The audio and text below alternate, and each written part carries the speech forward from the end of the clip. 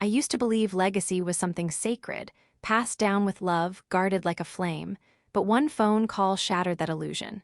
"I sold your house," my stepmother said with a smile in her voice, "to teach you a lesson about respect." Just like that. No warning, no decency. What she didn't know was that my father had taught me a few lessons of his own. Quiet ones. Legal ones. Can you imagine being blindsided like that by someone who married into your family? Someone who smiled at your father's funeral and then tried to erase you? Stick around, because this isn't just a story about betrayal. It's about outsmarting the person who underestimated me most. It was a Monday. My office overlooked a stretch of downtown Chicago where steel-kissed sky and the world ran on ambition and expensive coffee. I was reviewing a merger's brief, the kind of dense legal document I usually dissect with surgical calm, until my office phone rang. The number flashing on the screen made my stomach twist. Jerry. My stepmother's voice floated through the line with a kind of syrupy smugness. "Ava, darling, I just wanted to share the good news. I sold your house today." I blinked. "My house?" My voice didn't rise, not even a whisper above cool. She laughed. "Well, technically it was your father's, but you know how that goes. And let's be honest, you've been so disrespectful lately, I thought this might help you learn some manners." My knuckles whitened on the receiver. I could almost hear the lacquered smile curling on her lips. Jerry wasn't someone who got angry, she got even. She'd married my father, Howard McAllister, 4 years before he passed. She liked expensive wine, social leverage, and pretending grief made her softer. It didn't. I swallowed the fire building in my throat and let my voice turn to silk. "That's interesting," I said, reaching into the bottom drawer of my desk where a manila envelope had sat untouched for nearly a year. I'd nearly forgotten about it until now. Jerry's betrayal didn't shock me, but her timing, that caught me off guard. I ended the call with a cool "Goodbye, Jerry," and opened the envelope. Inside was a letter from Mr. Raymond Alden, my father's estate attorney. My father, always 10 steps ahead, even when cancer hollowed him out, had anticipated this. The trust. The hidden documents. The clause about Jerry's limited control. I didn't know everything yet, but I knew this much: she couldn't legally sell what wasn't hers, and I wouldn't let her get away with pretending she could. I leaned back in my chair, closed my eyes for one breath, and then picked up my cell. It was time to visit Mr. Alden in Lake Forest. The following morning, I left the city before sunrise. Chicago's skyline faded in the rearview mirror as I drove north toward Lake Forest, the winter roads glazed in frost, lined with bare trees that looked like charcoal sketches against the gray sky. I hadn't slept much. My thoughts tangled with memories of my father's voice, always so careful with his words, and the faint warning behind them when Jerry first entered our lives. "You never need to trust her," he told me once, pouring 2 mugs of cocoa in the kitchen we used to share. "But you might have to play nice. Just know I've done what's needed, for you." At the time, I didn't ask what that meant. I wish I had. Now I was about to find out. Mr. Alden's office sat tucked behind a row of historic buildings near the town square. It smelled of cedar and old books like my father's study used to. His assistant, a sharp-eyed woman named Karina, greeted me with a warm smile and ushered me into a private room. "Mr. Alden will be with you in a moment. He's been expecting you." That surprised me. "He knew I'd come?" Karina smiled faintly. "He said you'd know when the time was right." I wasn't sure if that comforted me or made my skin prickle. Minutes later, Mr. Alden entered, his silver hair combed neatly back, a thick folder tucked under one arm. His handshake was steady, his eyes kind. "Ava, I'm sorry for the circumstances, but I'm glad you're here." I sat across from him, clasping my hands together. "She says she sold the house." He didn't flinch. Instead, he opened the folder and slid a copy of a trust document toward me. "She believes she has that right," he said, "but she's mistaken." I studied the paperwork, eyes scanning words like revocable trust, primary beneficiary, executed on, and there it was. A trust created 1 year before my father died, placing full ownership of the Lake Forest property in my name, hidden from probate, shielded from Jerry's reach. "But how?" I asked quietly. "Your father was deliberate," Alden said. "He wanted to ensure you'd have something untouched. He'd seen enough of Jerry's maneuvering. He didn't want you to fight in court for what he believed you deserved." My throat tightened. "He never told me. He wanted you to live your life freely," Alden said, "but he left instructions, a letter. You were meant to open it if Jerry ever pushed too far." I closed my eyes for a moment. There it was again, that feeling like he was still protecting me, even from beyond the grave. "What do I do now?" I asked. "You do nothing rash," Alden said, his voice calm. "We file a response.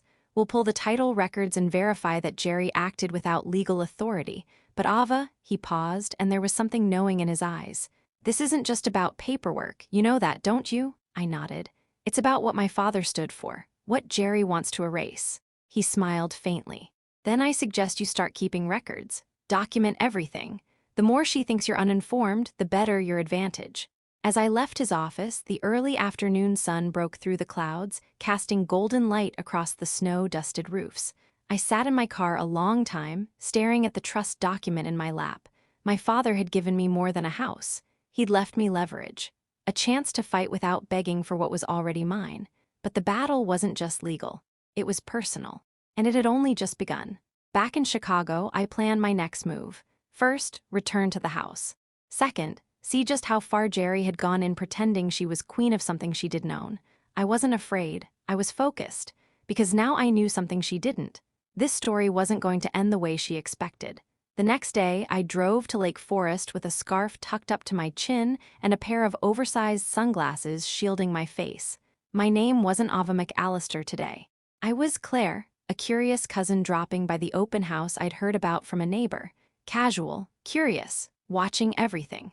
When I turned onto the long driveway of the house I once called home, my heart thudded painfully. Boxes littered the lawn like an estate sale gone wrong. Some marked with fragile, others carelessly half-open, exposing picture frames and books I hadn't seen in years. A pair of real estate agents stood near the front porch, laughing too loudly. They didn't belong here. None of them did, but I kept my expression neutral and approached slowly. "Hi," the brunette agent chirped. "Welcome, you just missed a couple from Evanston. They love the sunroom. Are you looking to buy or just browsing?" "Browsing," I said with a sweet smile. "I grew up visiting my cousin here, heard it was on the market and couldn't resist." The lie tasted bitter, but it worked. She waved me inside. "Take a look, it's such a charming space. A little outdated, but nothing that can't be fixed with a sledgehammer and some Pinterest boards." A sledgehammer. I swallowed hard and stepped into the house. My breath caught. The furniture had been rearranged poorly. A vase of plastic lilies stood where my father's reading chair used to be. The antique mirror he bought for my mother's birthday was missing from the hallway. Even the piano was gone. But the worst part? The scent. It no longer smelled like cinnamon, old books, and cedar floor polish. It smelled like freshly cut lemons and someone else's intentions. I walked through every room slowly, noting what had been moved, what had disappeared. I opened kitchen drawers and found empty spice racks, the copper pans gone. I peeked into the den where a pair of strangers, clearly potential buyers, were discussing flooring. "She said the place would come partially furnished," the woman whispered. My stomach turned. I pulled out my phone and began discreetly snapping photos. The real estate signs, the missing items, the agents, the boxes outside. I had no plan for how I'd use them yet, but instinct told me I would need evidence. Every lie Jerry told would be cataloged, every inch of her deceit recorded. In the master bedroom, the walk-in closet was half empty. I recognized a few of Jerry's coats still hanging inside, alongside unfamiliar garments. Maybe she was living here again, or maybe she wanted it to look that way for a sale. Either way, it was another line crossed.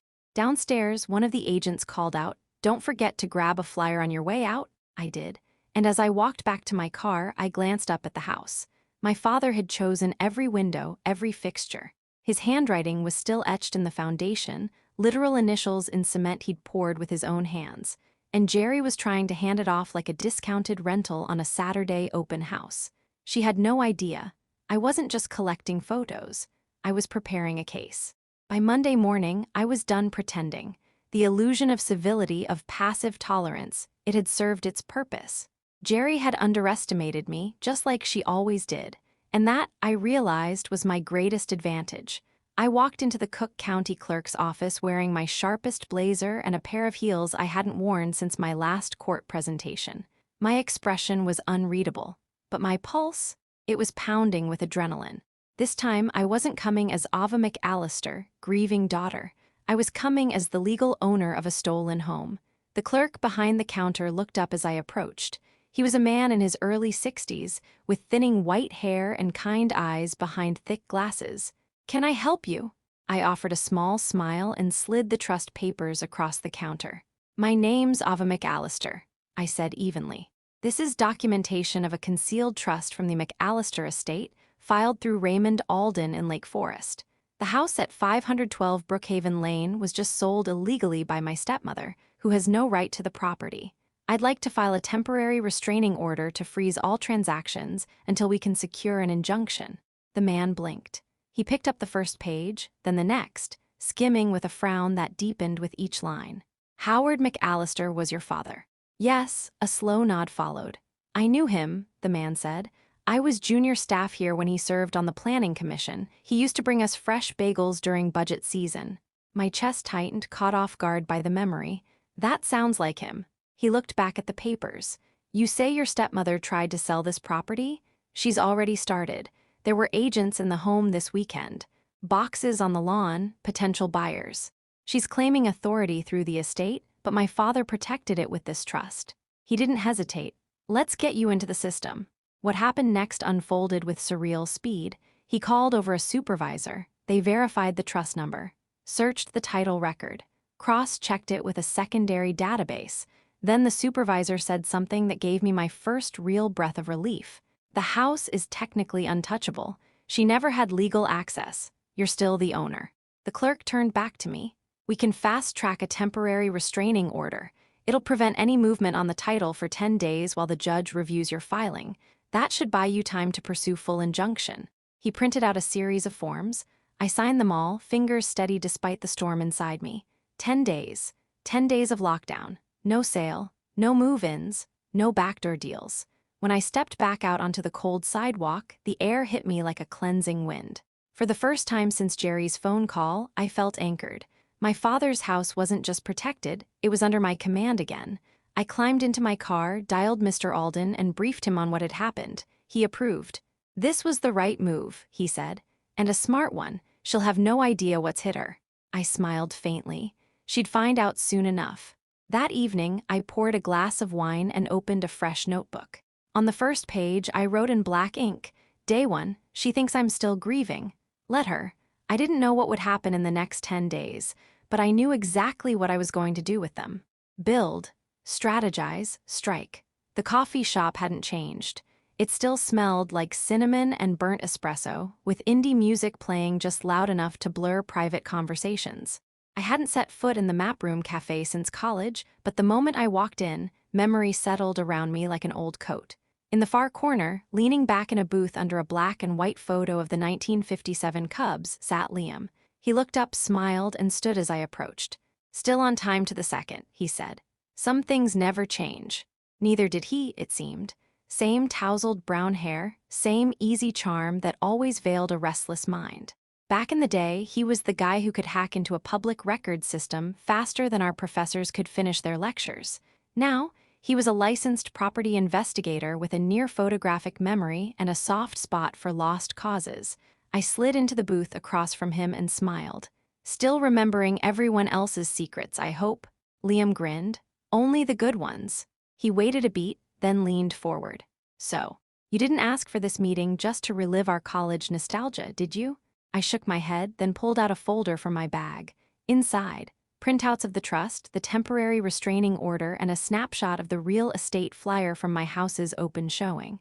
Jerry's trying to sell the Lake Forest house, I said flatly. She told me it was already sold, but she's got no legal right to it.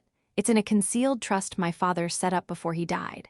Liam's smile faded. He picked up the documents and scanned quickly, nodding. This is solid, he said.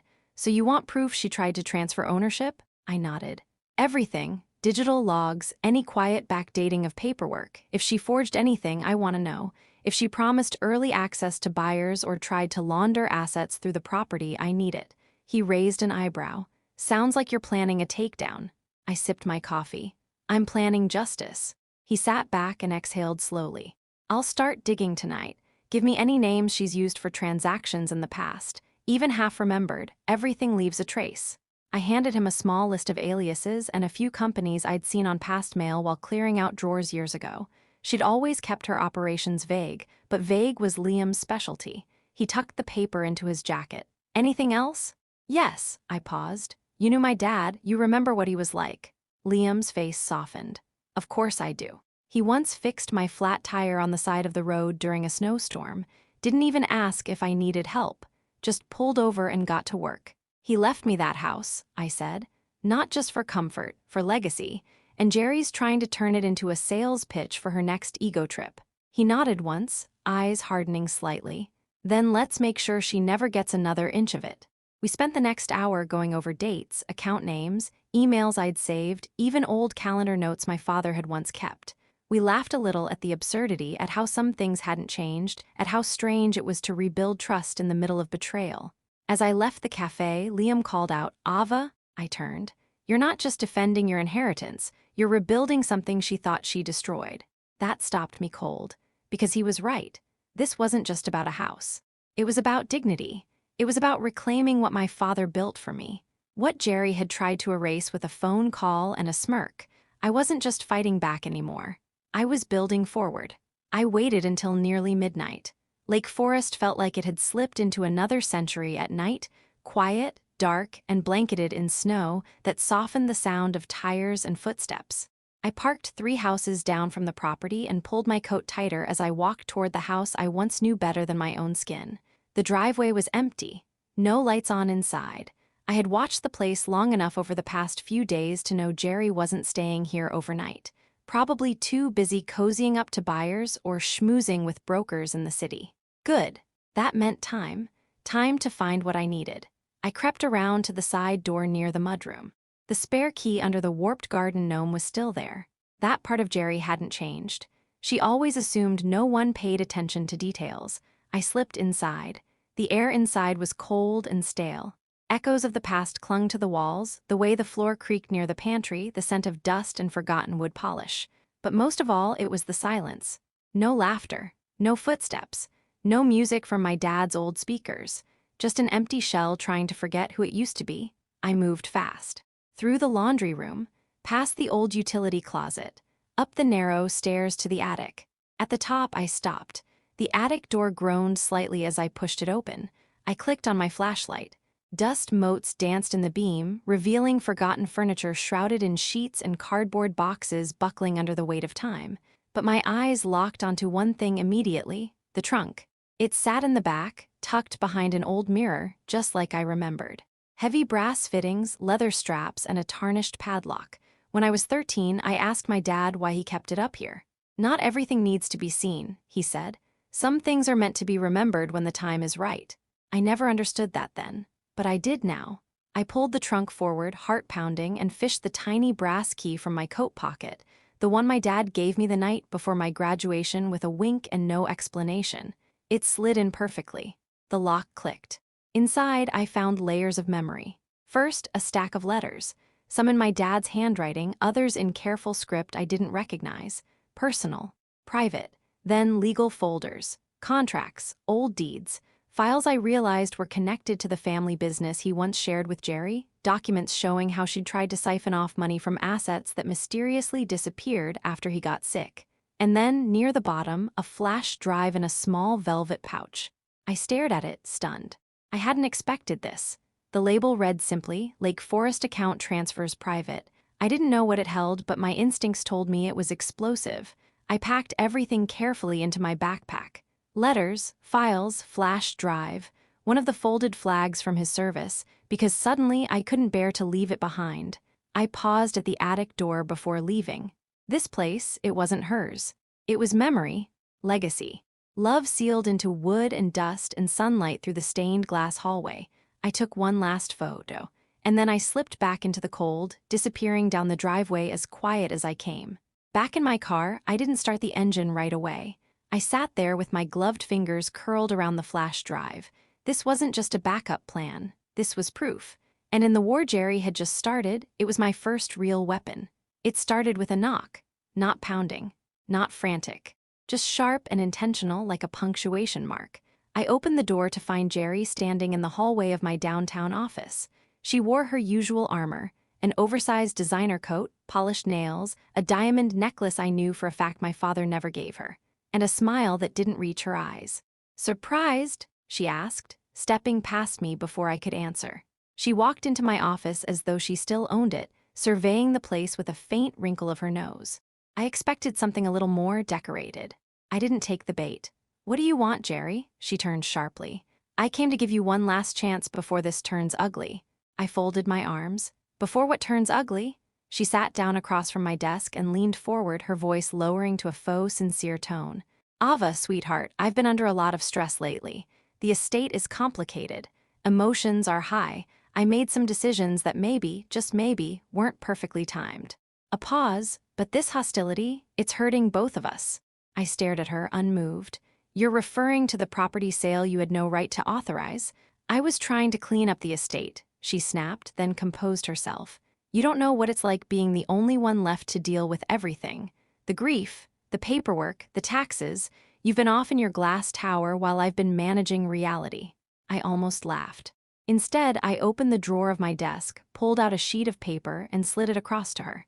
"This is a copy of Clause 9 from the trust," I said evenly. "The one that states clearly that anyone who contests the conditions of the trust or attempts to transfer assets without permission forfeits any rights to the estate." Her face paled. "Where did you get this?" "My lawyer," I said. "And my father, he left it for me." Her mask slipped for just a second. "You think you're going to scare me with a piece of paper?" "No," I replied. "I think the judge will." She stood abruptly. "You're bluffing. Howard wouldn't." "Howard did," I cut in, my voice low and even. "He left everything with intent, and you just walked straight into your own exclusion." She glared at me. "Do you want this to go to court?" "I want it on record," I said. "If you try to claim distress or emotional harm, remember that it was you who showed up uninvited, tried to steal my property, and promised furniture to strangers." She blinked. "You can't prove." "I can," I said, tapping my laptop.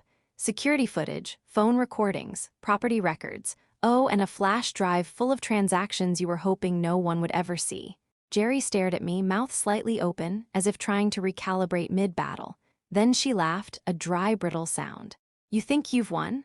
I stood slowly and walked to the door, holding it open. "No," I said. "I think you've realized you already lost." She walked out without another word. But just before the elevator doors closed, she turned, the smile gone completely. "You'll regret humiliating me," she said quietly, and I believed her, but I also knew something she didn't. Humiliation wasn't my weapon, documentation was, and next time I wouldn't need a conversation, just a court date. It happened 2 days later. I was sitting at my kitchen counter with a legal pad, a mug of tea, and Liam on speakerphone walking me through a list of financial irregularities Jerry had left like breadcrumbs across a trail of broken trusts. "She's moved assets under 4 different shell names," he said, "but 2 of them are traceable to a brokerage account in her name. It's sloppier than I expected. She wasn't just scheming, she was desperate." I scribbled notes while checking the county clerk portal again. No movement on the property title. The restraining order held. "But Jerry," she was about to snap. The doorbell rang at 9:17 a.m. I wasn't expecting anyone. I pulled open the door and froze. A U-Haul truck sat parked in the driveway of the Lake Forest house. A pair of movers were halfway up the steps, balancing furniture I didn't recognize. And behind them stood a sharply dressed couple with confusion quickly souring into anger. The woman spotted me first.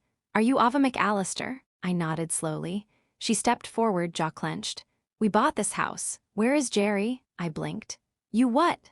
The man, her husband, presumably pulled out a folded sheet of paper from his coat. "We wired a deposit 2 weeks ago. She told us she was the sole estate holder, and that the furniture was part of the sale." I stepped onto the porch, my pulse kicking up. "Sir, I hate to tell you this, but the property hasn't legally changed hands.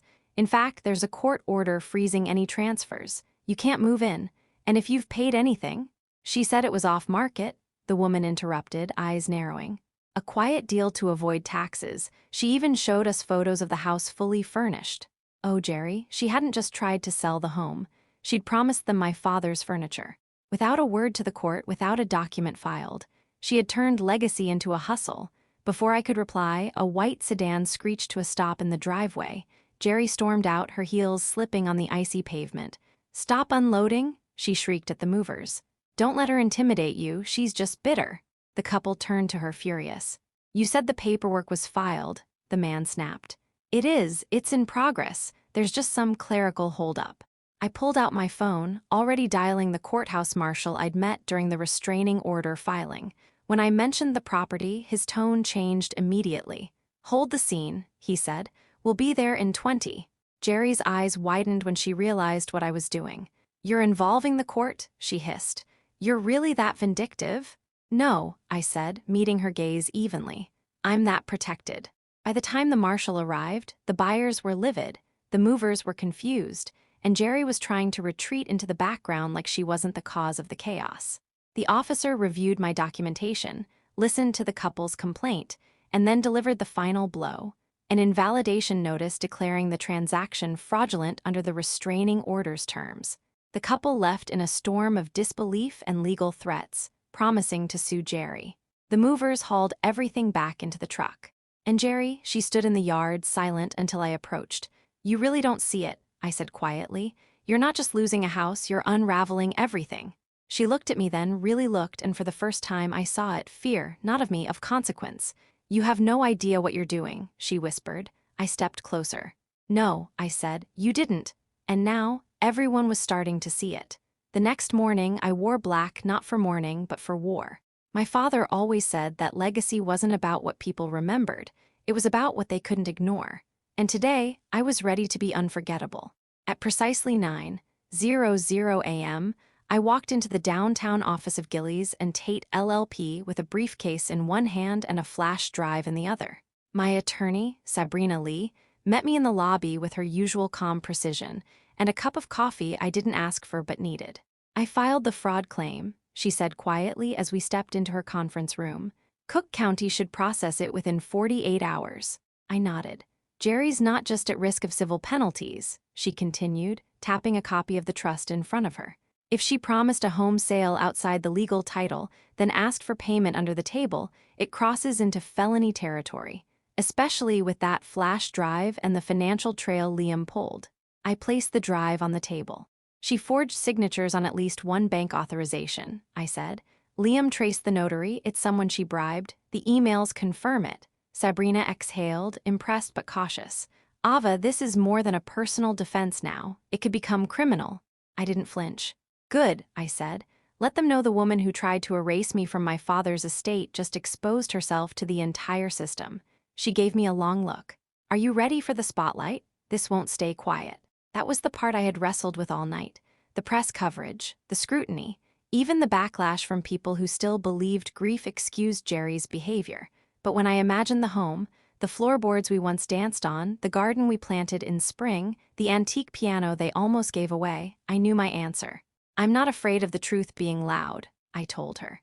She nodded once, then slid a form across the table. "This waives confidentiality on your part for public court documentation."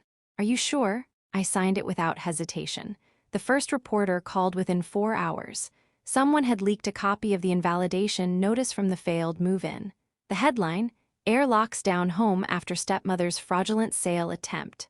By sunset, 2 local outlets had picked it up. A blogger from the city's real estate circuit published a timeline of Jerry's sketchy deals. One even reached out for comment from her. She denied everything, of course. Claimed she'd been emotionally manipulated by unclear estate instructions. I didn't respond. I didn't need to. The documents spoke louder than either of us ever could. By the end of the week, Sabrina called with an update. "We have a hearing scheduled," she said. "The judge wants testimony on the validity of the trust, the nature of the sale attempt, and if we win, there may be grounds for punitive damages." Punitive. The word settled like thunder in my chest. This wasn't just about reclaiming property anymore. This was about ensuring Jerry never tried this again, with me or anyone else. But Sabrina added a warning. "If this goes viral, they'll come for you too. Media, investigators, critics." I understood what she meant. Not everyone would see the fight the way I did. Some would call me cold, vengeful, overly strategic, a woman who took her stepmother to court without blinking. But they didn't know the years I spent biting my tongue, swallowing slight after slight, watching the woman who married my father dismantle everything he built. They didn't know what it cost me to stay quiet for this long. Now, silence wasn't safety anymore. It was a liability, and I was done being careful. I didn't expect her to show up like that. No announcement, no lawyer, no smug entourage. Just Jerry alone, soaked from the rain, standing in the marble lobby of my building like some lost matriarch who wandered in by mistake. Marcy called me from the front desk with disbelief in her voice. "She won't leave until she sees you, should I?" "No," I said, rising. "Send her up. Let her come. Let her see what it looks like when a woman stops flinching." When Jerry entered my office, the usual chill she carried into every room was gone, replaced by something quieter. Her makeup was barely intact, mascara pooled faintly under one eye.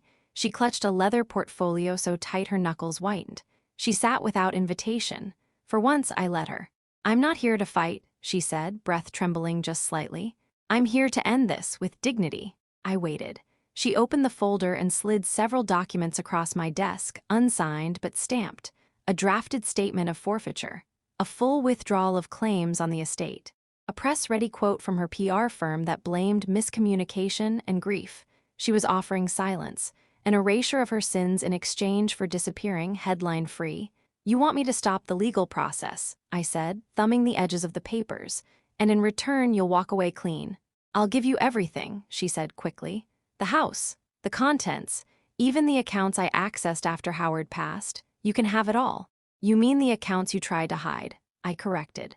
"The ones you funneled into a shell corporation registered to your maiden name." She stiffened, caught. "I have emails," I added, "and a notary who's already confessed to witnessing signatures you forged." Her jaw tightened. "Then what do you want, Ava? To see me in jail?" I looked at her a long moment. The woman who'd played house in my family's name. The woman who'd smiled at my father's funeral while already scheming to cut me out of everything he left behind. "No," I said. "I want the world to know who you are. I want my father's name cleared, and I want to make sure you never do this to anyone again." Her lip curled. "You always did love the moral high ground." I stood and walked around the desk, standing over her. "You always did love underestimating me." She pushed back from the chair and stood. Her eyes flared with something, fear maybe, or rage she couldn't quite weaponize anymore. "I'm giving you a way out," she said. "And I'm telling you," I replied, "you don't deserve one." Her expression cracked, just a flicker, but it was there. For a woman like Jerry, silence had always been her currency. She'd built power by trading in subtleties, favors, threats whispered in charity boardrooms and country clubs. But this fight wasn't quiet. It was documented, public, irrevocable. "I'll see you in court," I said, walking to the door. She stepped out into the hallway, pausing only once. "You don't know what you're starting." I met her gaze one final time. "No, you don't know what I've already finished." I closed the door gently behind her. And then I sat, staring at the documents she left behind, untouched and unsigned, a half-confession dressed as a peace offering. She didn't want closure. She wanted immunity, and she wouldn't get it. Because this time, the woman she'd tried to erase wasn't erasing herself. The courtroom was cold, sterile, the kind of place where even whispers felt loud. I sat beside Sabrina at the plaintiff's table, my posture still, my hands folded. On the other side, Jerry wore a deep navy suit, pearls at her neck like armor, and a forced expression of serene confidence. But her eyes betrayed her. Darting, flinching, avoiding, this wasn't her game anymore. The judge, a no-nonsense woman in her 50s, called the session to order. The room settled. You could hear paper shifting, breathing. It had taken 3 months to get here. 3 months of filings, subpoenas, interviews, 3 months of me refusing to retreat. And now everything came down to this morning. Sabrina rose first. Calm, direct, devastating. She presented the trust, established a year before Howard McAllister's death, placing sole ownership of the Lake Forest estate in Ava's name. She presented the restraining order, violated. She showed the forged signatures, the fraudulent listing agreement, the buyer's written statements that Jerry promised them furnishings and under-the-table access. Then came the flash drive. Sabrina held it up like a sealed fate.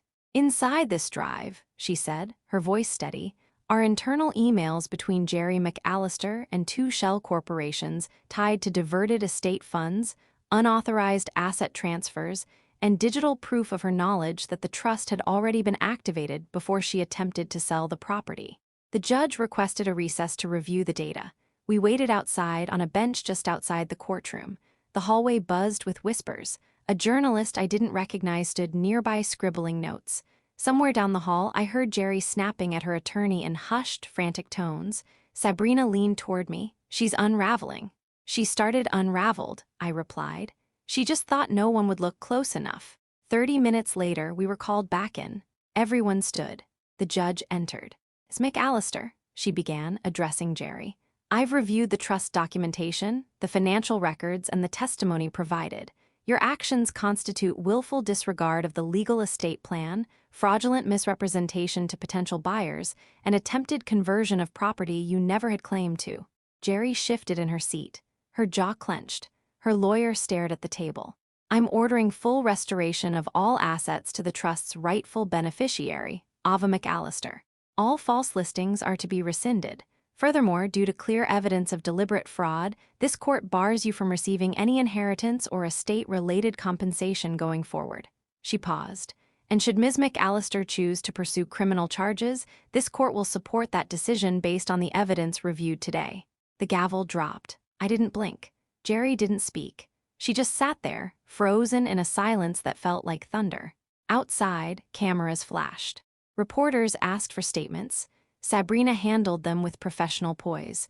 But I just walked away, not out of pride, not out of vengeance, but because I didn't need the last word. The truth had already spoken for me. Later that night, I returned to the Lake Forest house alone. The halls were quiet. The furniture, covered in white sheets, looked like memories waiting to breathe again. In the study, I lit a fire. I poured a glass of my father's favorite bourbon.